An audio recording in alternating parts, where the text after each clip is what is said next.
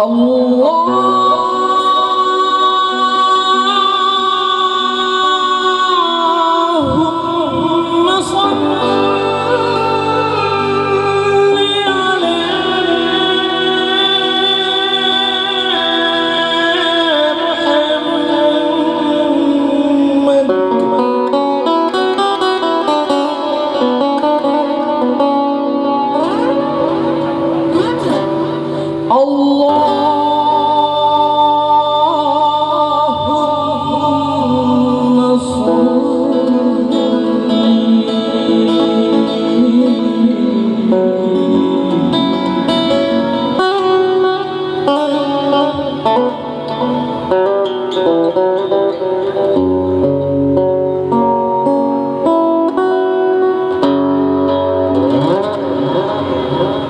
ala Muhammad.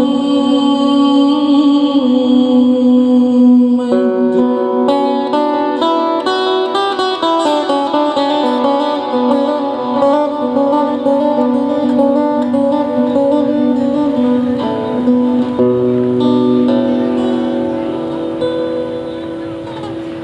berbulan satu suara memuji nama baginda, menyeru setiap umat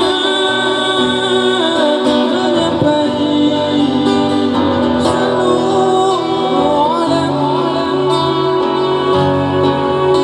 jadi urusan setiap insan zaman berzaman.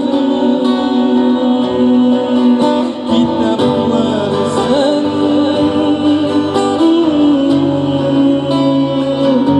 jadi pegangan.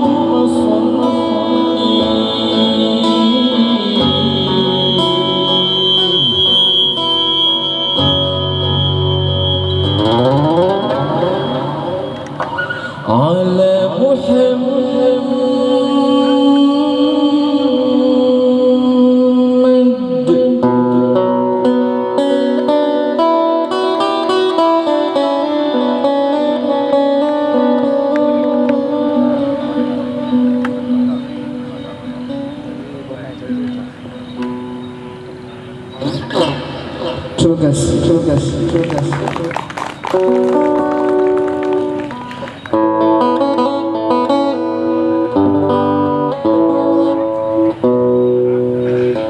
Andainya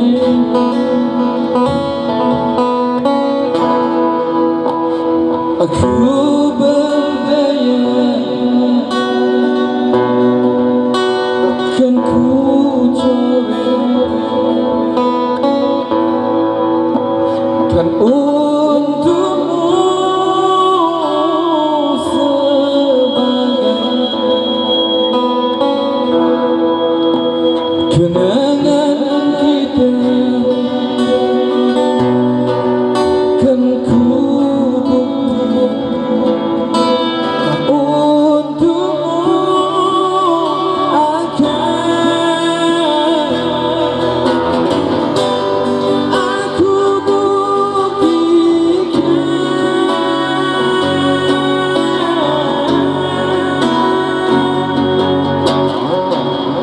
ukir namamu di awan gunung jauh, di saksi kalau daun hiu melambai, jauh pandangan bermain di situ Tanjung Gawang, terkenang peristiwa cinta kita terurai.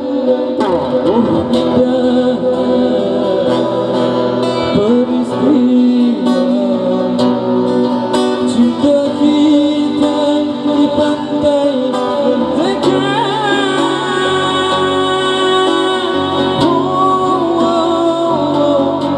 Masih ingatkah, oh kekasih, diam pun kini kau di mana,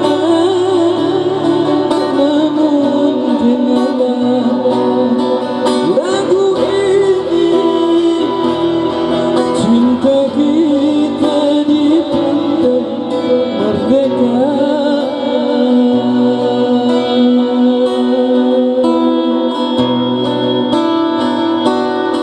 Cinta kita di pantai Merdeka.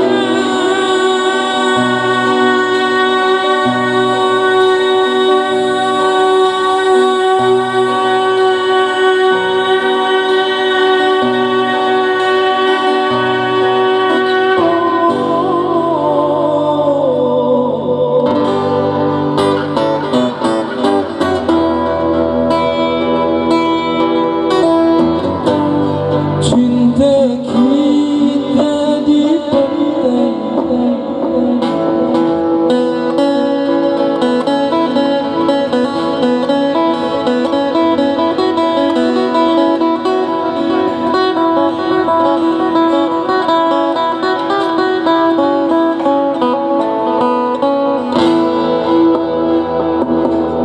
Merdeka.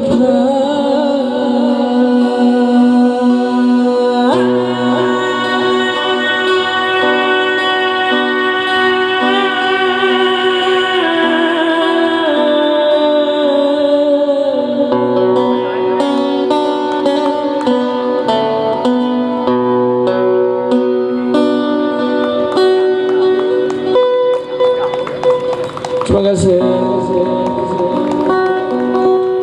Sama-sama nyanyi boleh?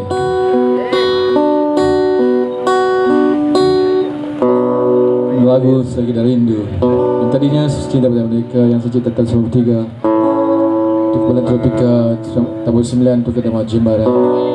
Dan saya nyanyi sendiri album sulung saya Selagi Dari Rindu. Ada 11 buah lagu atau 10 buah lagu yang saya coba adaptasikan album sulung saya.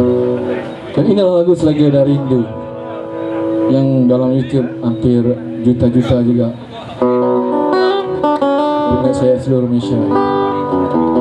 Terima kasih kepada anda semua yang sudah hadir. Selagi ada waktu, selagi ada rindu, insyaAllah kita bertemu.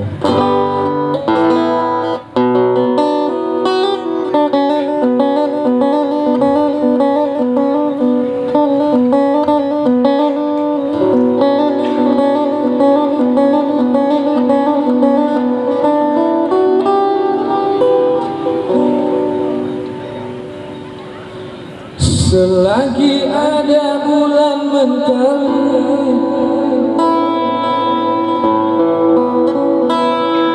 selagi ada berkasih hari,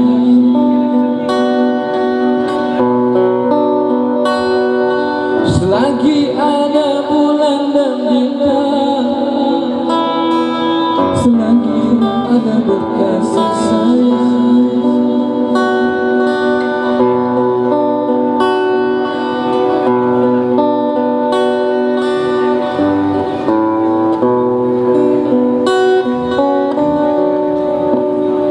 Selagi ada ombak dalam, selagi hatiku terpaut,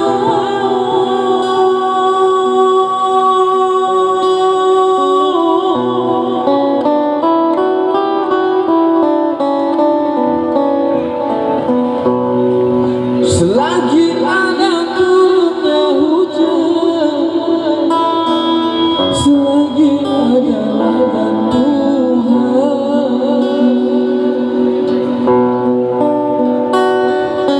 selagi ada langit dan bumi, selagi janji-janji bersemi,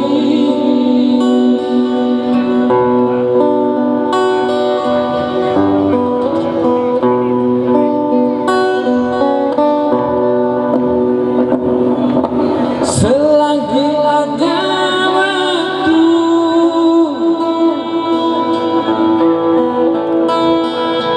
selagi ada rindu,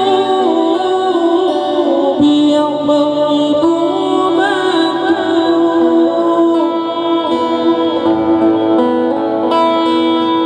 ingin aku bertemu.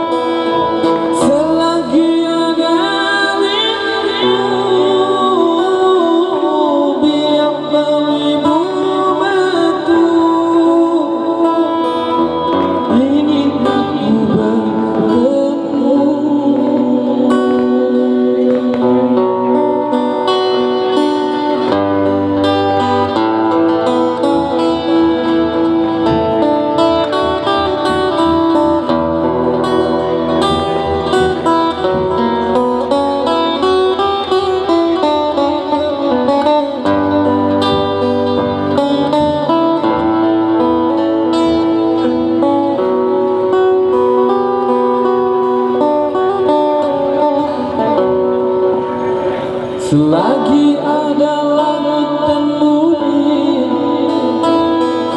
selagi janji-janji bersemi, sama-sama boleh?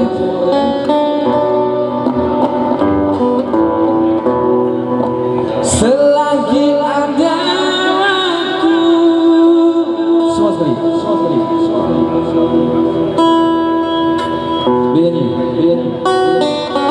Biar berwibu batu, ingin aku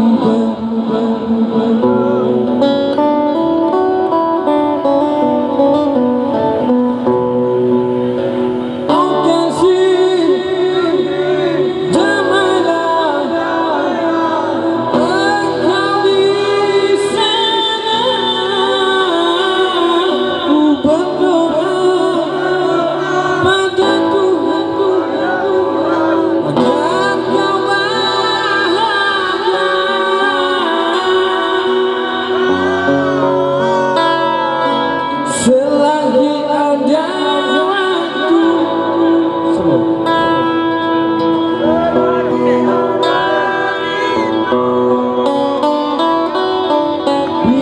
beribu batu ingin angin sekali lagi selagi ada waktu sambung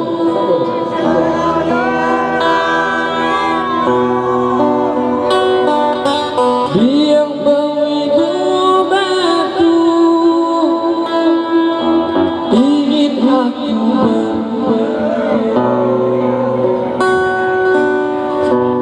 kelas terus selagi ada waktu semua selagi ada rindu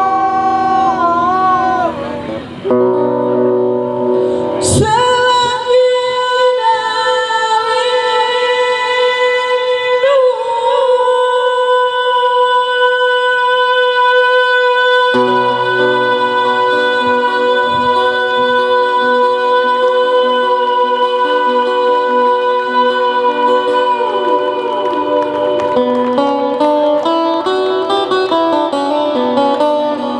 biar beribu batu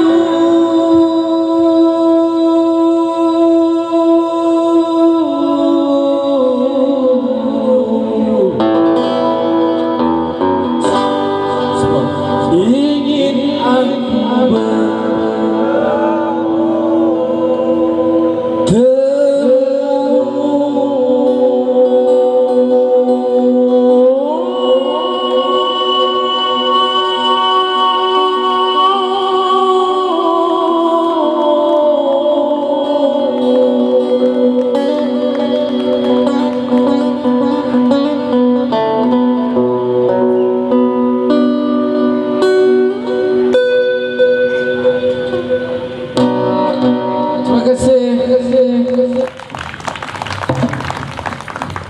Terima kasih ucapkan kepada Pak Long.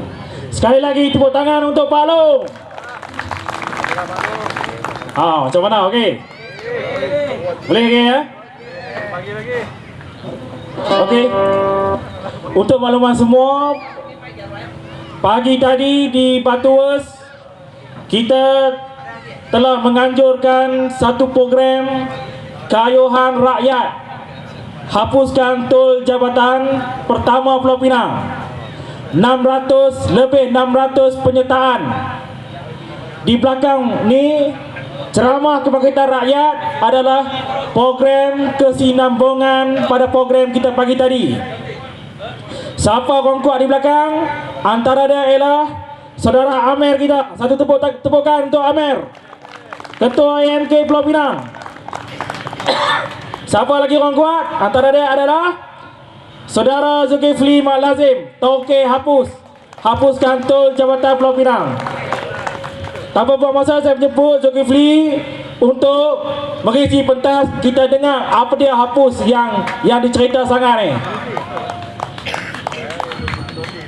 Terima kasih.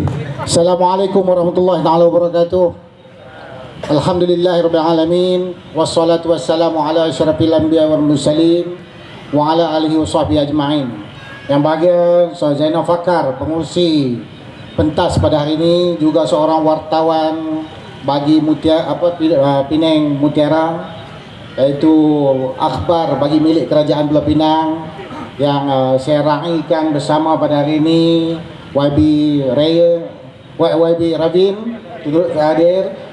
Bawani, ada Madli, Saudara Amir bagi pentonggak utama, Saudara Ashok yang tuan-tuan tengok dia peluk saya ni, dia ni tukang jaga topong Hindu. Politik kita dah berbeza sekarang. Tuan-tuan tengok tadi Pak Long di atas pentas sampaikan mesej melalui lagu. Kalau kita ingat peristiwa-peristiwa yang berlaku ini, dia menjadi kemuncak apabila berlaku peristiwa tahun 1990. Berlakunya perubahan kerajaan di Kelantan, dan di sana ditabalkan seorang menteri besar dari kalangan seorang yang berpendidikan agama. Dia memperkenalkan kepada kita tentang buat kebaikan, dan dia memperkenalkan kepada kita tentang dasar-dasar kebaikan dia menurut kepercayaan pendidikan dan latar belakang pelajaran dia. Dia memperkenalkan kerajaan Islam yang dia bawa. Maka pada hari ini kita lihat berlumba-lumba kawan-kawan kita untuk bersama-sama dengan Tuan Guru Menteri Besar iaitu Datuk Aziz Nikmat ini untuk naik ke pentas, untuk menyampaikan mesej mereka bersama-sama, untuk menyatakan diri mereka sebagai rakyat Malaysia yang cintakan negara ini dan ingin menyalurkan tumpang pentas supaya kebaikan itu boleh dilakukan.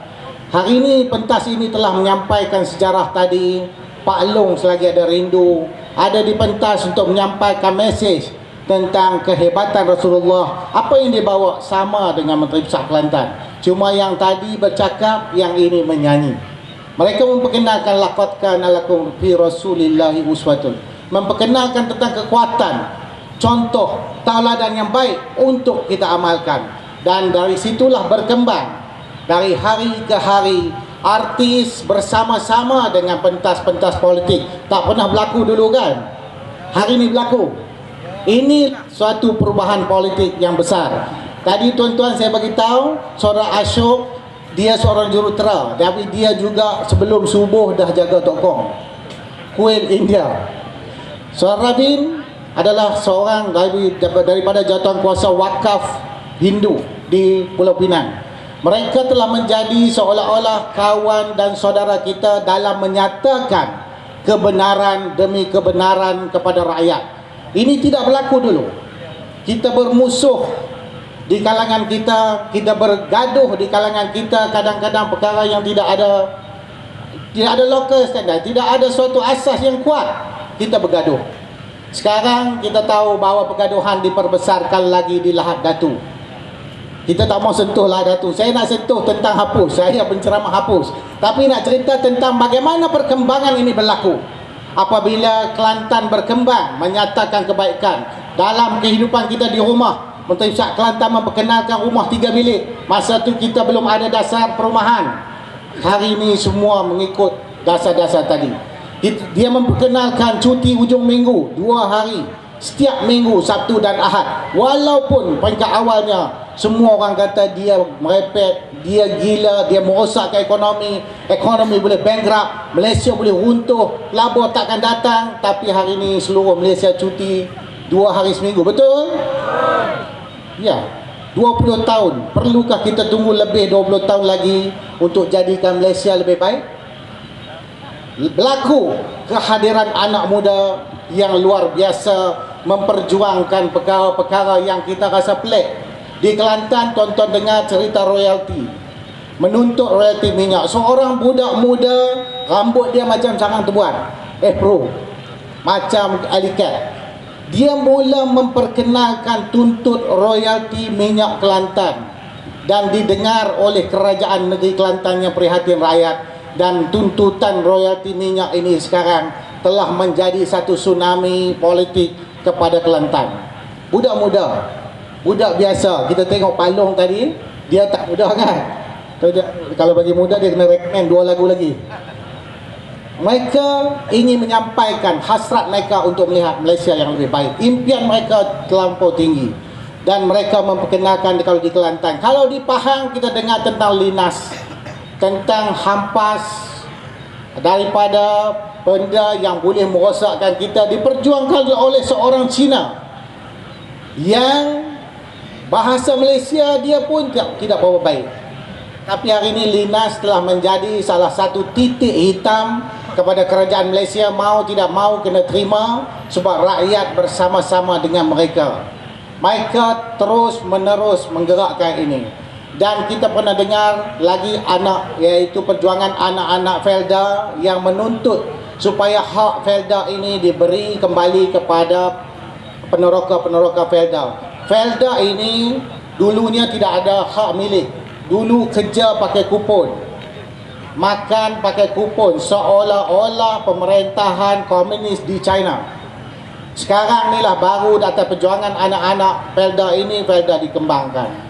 Inilah yang berlaku. Saya mengajak tuan-tuan dan puan-puan yang ada di kampung Tok Panjang kampung yang luar biasa bagi saya. Ini kali pertama saya berceramah masuk kampung minum kopi biasa.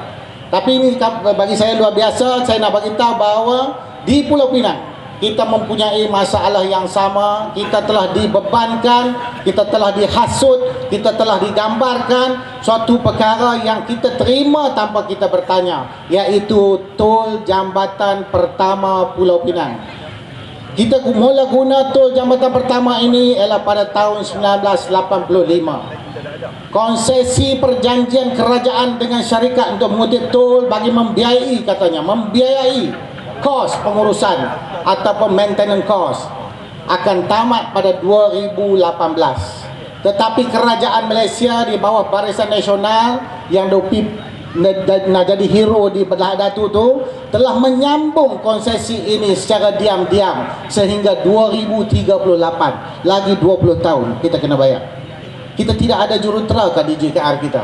Kita tidak ada pegawai ke DJKR kita. Kita tidak ada technician ke. Kita tidak ada boroh ke yang boleh menjaga jambatan ini.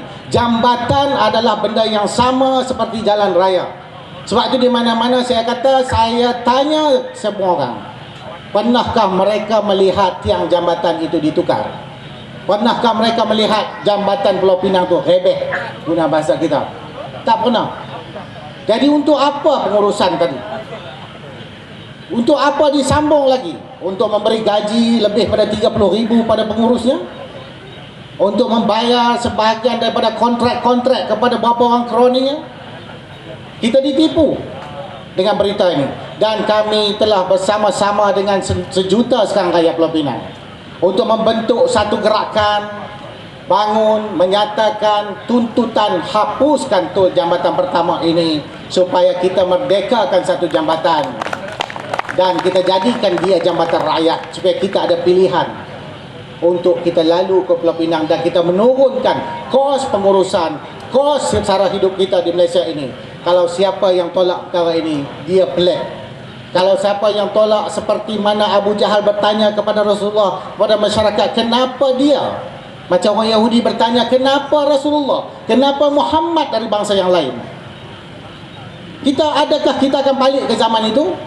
Kita tidak akan balik ke zaman itu. Kita yakin. Adakah kita akan bertanya, orang tua-tua di kampung ini, atau orang muda, atau orang yang menentang kepada perjuangan ini, ini padang kami punya, ini kampung kami punya, ini harta kami punya, seperti Abu Jahal mengatakan Mekah kami punya, tok nenek kami punya, kami tak mau buat perubahan?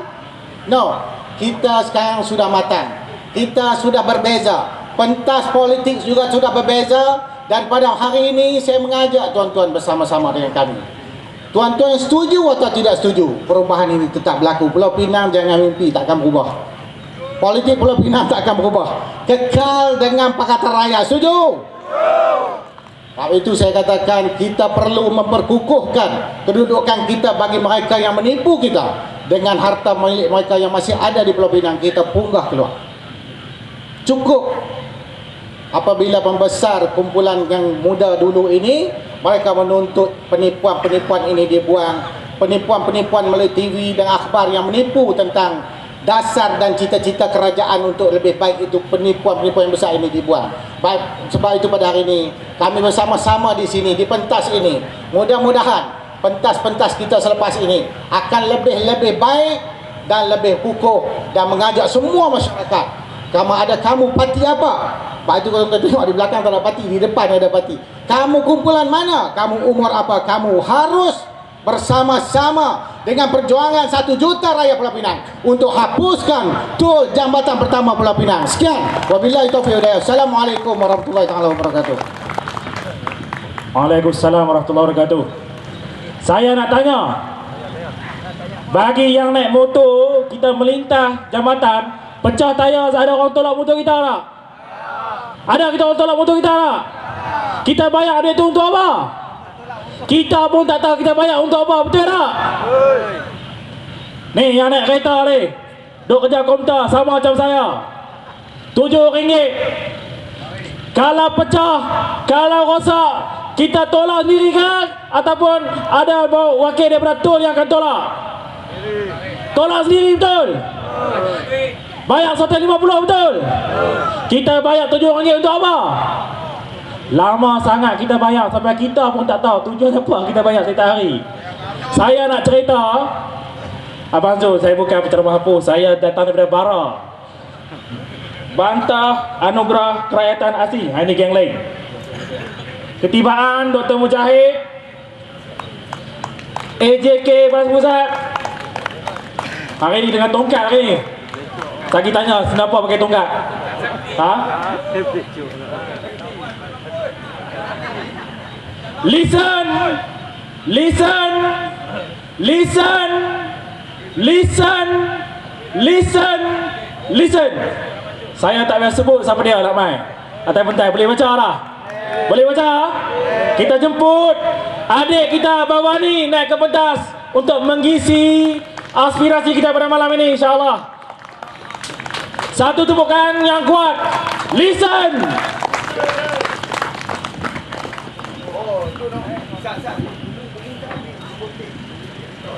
Salam perjuangan, apa khabar semua? Terima kasih kepada pihak penganjur kerana sudi menjemput saya untuk berkongsi pengalaman dan juga pandangan tentang pendidikan percuma. Saya rasa saya nak kenalkan Nak sabotaj man. PVY Fortuner, kereta menghalang lalu lintas, minta tuan yang kereta tolong ubah. Listen. saya nak kenalkan diri saya sebab ramai kenal saya selepas video Listen, betul kan? Sebenarnya saya memang semua kenal, nama saya Bawani. Saya mewakili gerakan menuntut pendidikan percuma yang ditubuhkan pada tahun 2009 oleh pemuda sosialis bersama dengan gerakan anak muda lain untuk membawa tuntutan pendidikan percuma di negara kita. So saya melibatkan diri saya dari dalam NGO seperti Jerit dan juga gabungan-gabungan lain sebelum ni. Saya ingin memohon 1 minit daripada para hadirin untuk kita memberi penghormatan kepada pejuang kita yang terkorban di Lahad Datu dan juga yang sedang berjuang di sana. Serta di dunia hari ini kita kehilangan seorang pejuang rakyat, seorang pelapor dan juga pejuang pendidikan percuma di dunia, dan juga seorang presiden di negara Venezuela, Hugo Chavez. Pengumuman sekali lagi, PJY 3524 minta ubah segera. 1 minit untuk penghormatan untuk mereka.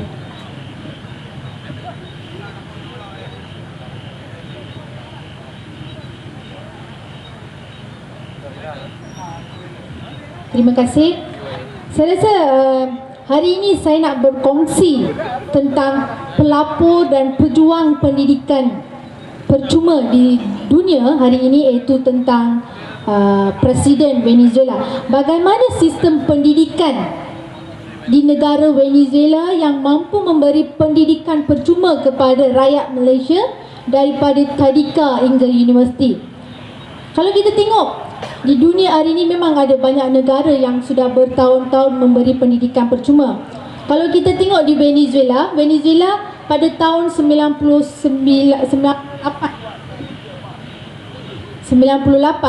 Presiden Hugo Chavez mengambil alih pemerintahan di Venezuela. Sudah 14 tahun memberi pendidikan percuma daripada tadika hingga universiti first degree. Sudah 14 tahun. Perubahan drastik yang dibuat pada tahun selepas mengambil alih jawatan presiden adalah pengubahan dalam sistem pendidikan di negara tersebut.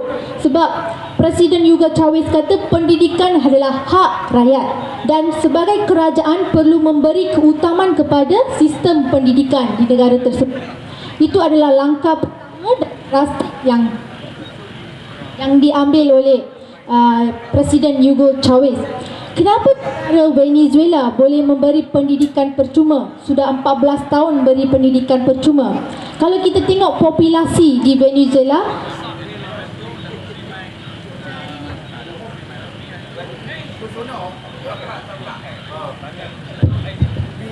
okay. Macam hari ni ada banyak sambutan daripada mic. Okey, tak apa. Macam Venezuela saya kata, sudah 14 tahun beri pendidikan percuma. Bagaimana negara Venezuela boleh beri pendidikan percuma? Kita tengok. Di Venezuela populasi rakyat adalah 29 juta. Di Malaysia kita adalah populasi rakyat kita adalah 28 juta. Di Venezuela pendapatan negara adalah 376. Yes, 376 bilion satu tahun. Di negara kita 307 bilion satu tahun, sebab populasi kita 1 juta lebih rendah daripada mereka. Peruntukan untuk pendidikan adalah 10% daripada pendapatan di Venezuela. Di negara kita peruntukan untuk pendidikan adalah 4%. Di Venezuela lebih 2 kali ganda, 10%. Dan di Venezuela seperti negara kita adalah pengeluar minyak petroleum terkenal di dunia, dan juga mereka menggunakan sebahagian pendapatan daripada petroleum untuk pendidikan. Di Venezuela memberi 22 universiti tempatan percuma kepada rakyat Malaysia. 22. Di negara kita ada 21